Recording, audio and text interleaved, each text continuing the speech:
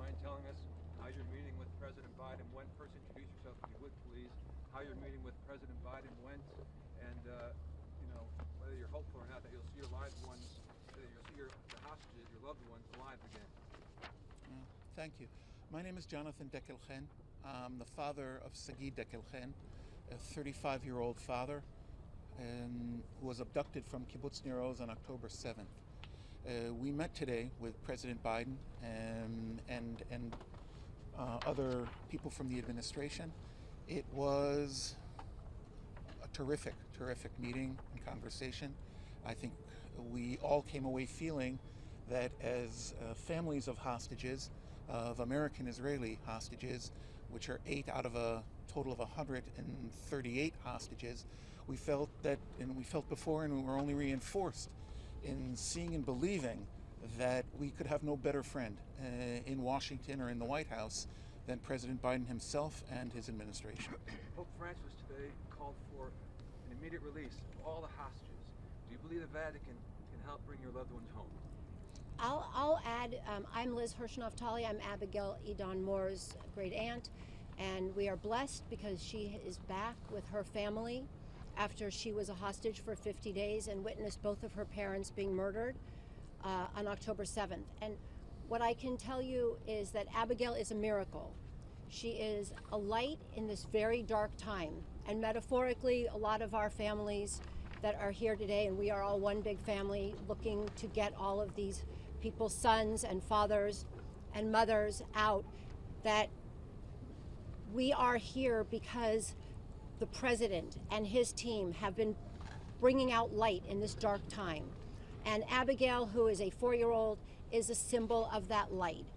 And as we come to the Christmas holiday, I hope that the Pope continues to speak and others around the world not only pray, but pray for us, pray for our families, pray for our leaders, pray for the president, and that the Pope and all that he can do is to push.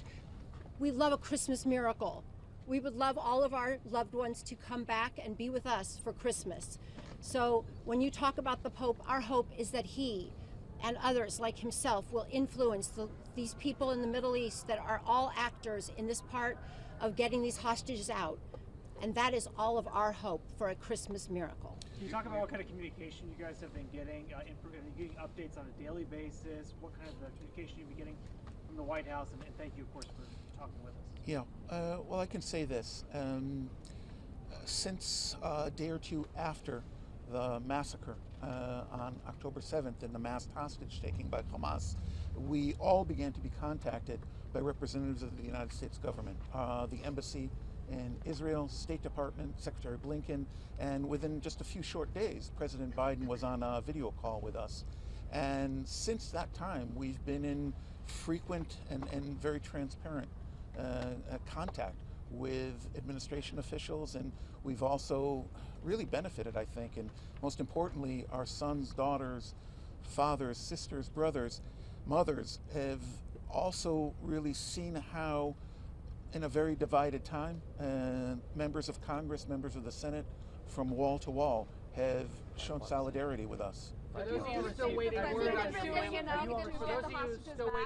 on your loved ones and their release, was the president able to share anything about their condition, about where they are? Yeah, we're going to keep the content of the conversation private.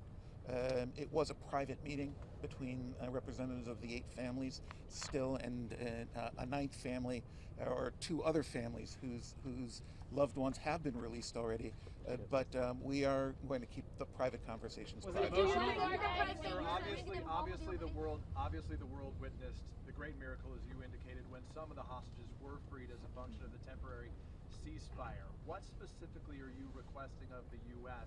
going forward to secure the release of your loved ones? And as it relates to the desire for another ceasefire right now, is there any more information that you learned about the potential that could happen anytime soon? Well, as I said before, we're going to keep the private conversations private. What we do know, and we've seen that the U.S. administration, from the previous round of negotiations and hostage release, the U.S. administration is completely committed to getting the hostages out, the 8 Americans who remain there, and the other nearly 130. We have no doubt about that. And today's meeting with President Biden and Secretary Blinken only reinforced that, and that they are willing and ready to do all that they possibly can by any number of means to get the hostages home. Did they set And up also another not, meeting? one second, and also not just to talk about them as hostages, but to talk about them as people. And that is what the President and Secretary Blinken understand, is that they're just not numbers and they're just not faces. They are sons. They are sons, they are grandparents, they are mothers. And that is what the President and his team understand. And this is our last question, so I'm just going to answer by saying we are thankful to the President and to his team, because we know that they are working 24 hours a day, and they are going to work through the holidays, and they are going to do everything they can to make sure that all of our loved ones, real people, come home to us and to the families across the world and in Israel. Thank you so much. No, thank you. Thank you. Without giving any